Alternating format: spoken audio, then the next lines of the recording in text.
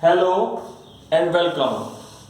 In this video, we will discuss about data types in Java.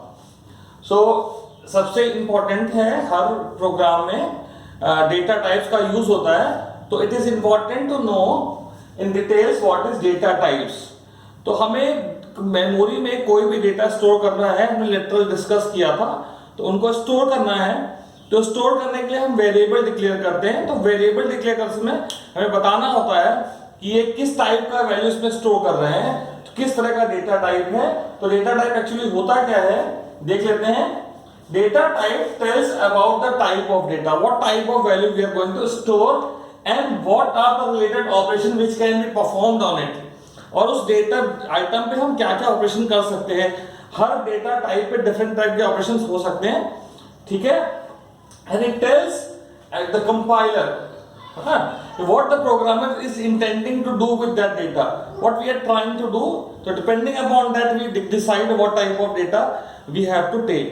तो हम यहाँ पे डेटा टाइप डिसाइड करते हैं कौन से टाइप की वैल्यू. जब हम डिक्लेयर कर रहे हैं तो हमें पता होना चाहिए कौन से टाइप की वैल्यू है, इसमें कौन सा ऑपरेशन परफॉर्म करने जा रहे हैं, उसके अकॉर्डिंग हम डेटा टाइप लेते हैं. तो वो हम तभी ले पाएंगे जब हम हर किसी डेटा टाइप के बारे में जानते हो. तो यहाँ पे जावा हमें दो तरह के डेटा टाइप बेसिकली प्रोवाइड करता है. पहला है प्रिमिटिव टाइप एंड दूसरा है रेफरेंस टाइप. प्रिमिटिव टाइप क्या होते हैं? Primitive types are the fundamental data types, ठीक है, जो अपना इंडिविजुअली एग्जिस्ट करते हैं. Fundamental data type provided by the Java, this are the primitive type. इसके बहुत सारे टाइप हैं, हमें इनको डिस्कस करना रहेगा. और दूसरे है रेफरेंस डेटा टाइप. हम जो है बनाते हैं या कुछ जावा ने ऑलरेडी प्रोवाइड कर रखे हैं, जैसे स्ट्रिंग ऑलरेडी प्रोवाइडेड है. तो string is composed of characters, तो वो इंडिविजुअली एग्जिस्ट नहीं करता, वो किसी प्रिमिटिव डेटा टाइप को यूज करके बना हुआ है, ठीक है. हम स्ट्रिंग ये यूज करते हैं, उसमें खूब सारे कैरेक्टर स्टोर हो सकते हैं. हम एरे बनाते हैं, एरे में ग्रुप ऑफ डेटा टाइप होता है. ग्रुप किसी चीज का भी हो सकता है, किसी भी टाइप का ग्रुप हो सकता है. तो फ्लोट के बहुत सारे फ्लोट इकट्ठा कर सकते हैं, बहुत सारे कैरेक्टर इकट्ठा कर सकते हैं, बहुत सारे डबल टाइप ऑफ वैल्यू कोई हैंडल करना, तो उस टाइप की एरे बना देते हैं, ठीक है. क्लास में एक कंपोजिट डेटा टाइप है क्लास भी. तो क्लास में होता है, क्लास में हम एक फ्लोट एक डबल डिफरेंट डेटा टाइप्स का ग्रुप कर सकते हैं. एरे में एक ही टाइप का ग्रुप कर सकते हैं और क्लास में डिफरेंस टाइप का ग्रुप कर सकते हैं. इसे हम डिफरेंस डेटा टाइप बोलते हैं, ठीक है. अब हमें पहले तो प्रिमिटिव डेटा टाइप को समझना होगा. प्रिमिटिव डेटा टाइप में हमारे पास है इंटीजर, न्यूमेरिक वैल्यू को स्टोर करने के लिए इंटीजर टाइप है. हमें फ्लेक्सिबिलिटी प्रोवाइड करने के लिए जावा ने हमें 4 तरीके के डेटा टाइप प्रोवाइड किए हुए हैं इंटीजर को यूज करने के लिए. इसमें सबसे पहला है बाइट. हमें बहुत छोटे नंबर से डील करना है, बहुत छोटे छोटे नंबर है, जैसे कि -128 से 127, ये इसकी रेंज है. तो इस रेंज के बीच के नंबर है अगर हमें यूज करने हैं तो हम बाइट डेटा टाइप का इस्तेमाल कर सकते हैं. ये मेमोरी में गलत लिख गया है,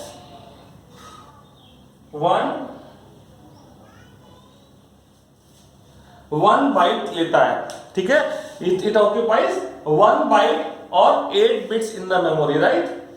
और उसके बाद अगर हमें उससे बड़े नंबर लेने हैं तो हम अगर इस रेंज के नंबर है -32,768 टू 32,767, इस रेंज के बीच के नंबर को इस्तेमाल करना है तो हम शॉर्ट टाइप का वेरिएबल डिफाइन कर सकते हैं, शॉर्ट डेटा टाइप यूज कर सकते हैं. शॉर्ट डेटा टाइप मेमोरी में 2 बाइट्स लेता है, ठीक है. पर नॉर्मली हम लोग इंटीजर का इस्तेमाल करते हैं, INT type which occupies 4 bytes. इसकी रेंज बड़ी है, ठीक है. तो इसकी रेंज कैसे निकाल है, -231 to 231 -1. तो हम इसको कैसे याद रख सकते हैं. देखें कि 4 बाइट्स में कितने बिट्स होते हैं, 4 8 जा 32. तो इसमें 32 बिट्स है. 32 बिट्स में 1 bit is used to store sign, बाकी बचे रिमेनिंग 31. तो इसलिए और बाइनरी से डेसिमल में 2 दी पावर होती है, 2 दी पावर 0 2 दी पावर 1. तो तो यहाँ टू द पावर 31 आ गया। 31 bits are used to store the magnitude of the number, 1 bit is used to store the sign. So as it is using sign and magnitude representation, तो यहाँ 31 बचे। इस तरह से ही लॉन्ग है, जब बहुत बड़े नंबर डील करने हैं तो हमें लॉन्ग लेना पड़ेगा। अगर वो नंबर आईएनटी में स्टोर नहीं हो पा रहे हैं, उससे भी बड़े हैं, लॉन्ग ले सकते हैं, क्योंकि लॉन्ग 8 बाइट्स यूज कर रहा है। 8 बाइट्स में 64 बिट्स होते हैं। 64 bits में 1 bit will be used to store sign and 63 bits will be used to store magnitude. So the range is minus 2 to the power 63 to 2 to the power 63 minus 1. इसमें सभी हम integer type of data item store कर सकते हैं। ठीक है, अब हमें अगर कहीं पे डेसिमल नंबर स्टोर करने, फ्रैक्शनल नंबर स्टोर करने, तो हम इंटीजर तो ये नहीं यूज कर सकते हैं। हमारे पास फ्रैक्शनल के लिए दो अलग डेटा टाइप है, दैट इज फ्लोट और डबल। ये स्मॉल एफ है, फ्लोट एंड और डबल। ठीक है, small F float 4 bytes occupy करता है। इसकी range -3.4 e plus 38 to +3.4 e plus 38 है, टू द पावर 38। और इससे कहीं ज्यादा डेटा आइटम बड़े नंबर स्टोर कर सकते हैं हम डबल में। Double occupies 8 bytes. ठीक है, तो फ्लोट और डबल। अब आपको क्या है, अगर आपको बहुत ज्यादा एक्यूरेट डेटा चाहिए तो आप डबल यूज करेंगे, क्योंकि यहां पे डेसिमल के 6 डिजिट तक दिखाता है। Up to 6 places of decimal आपको आंसर मिलेगा, और डबल में आपको अप टू 15 डिजिट तक आंसर मिलेगा। ठीक है, तो ये फ्लोट और डबल हो गया। इसके बाद हमें अगर कैरेक्टर्स को स्टोर करना, कैरेक्टर लिटरल्स को स्टोर करना है, तो हम character type of variable define करते हैं। जब भी कोई character type of variable define करते हैं, इट ऑक्यूपाइज 2 बाइट्स, और इसकी रेंज 65,536 होती है। यहां इतने नंबर्स में स्टोर कर सकते हैं। और सबसे आखिरी है boolean, which occupies 1 byte in memory, और इसमें ट्रू या फॉल्स स्टोर हो सकता है। ठीक है, तो ये हमारे डेटा टाइप हो गए। अब अगर हम किसी भी वेरिएबल को डिफाइन करेंगे तो बाय डिफॉल्ट उसमें क्या वैल्यू स्टोर होगी। बाय डिफॉल्ट अगर हम बाइट टाइप का लेंगे तो बाइट में 0 स्टोर होगा। By default 0 in bytes, 0 in short, 0 in integer, 0 L represent it is in the long type.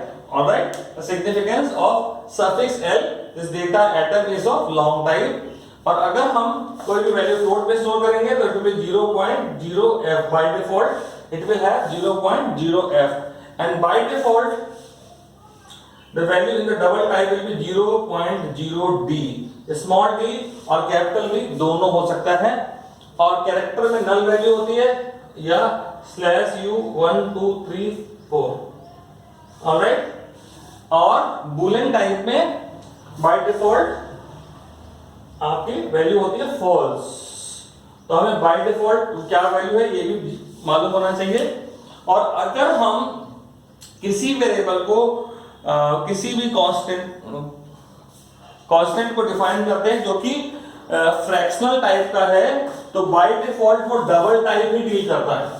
हम कभी भी किसी भी नंबर को लें, अगर हम सपोज करें 25.7 लेते हैं, 25.7 में डी लगे या ना लगे, अगर आप डी नहीं लगाते हैं तो it will be treated as double. अगर आप इसको फ्लोट दिखाना चाहते हैं तो हमें 25.7 F या कैपिटल F लिखना होगा, अदरवाइज वो वहां पे एरर दिखाएगा। ठीक है, इस तरह से ये बेसिक डेटा टाइप है, इनको हम यूज करके अपना प्रोग्राम बना सकते हैं। इसके बाद हम इन डेटा टाइप्स का यूज कैसे करते हैं, हमें इनका यूज करना होता है वेरिएबल डिफाइन करने के लिए। ठीक है,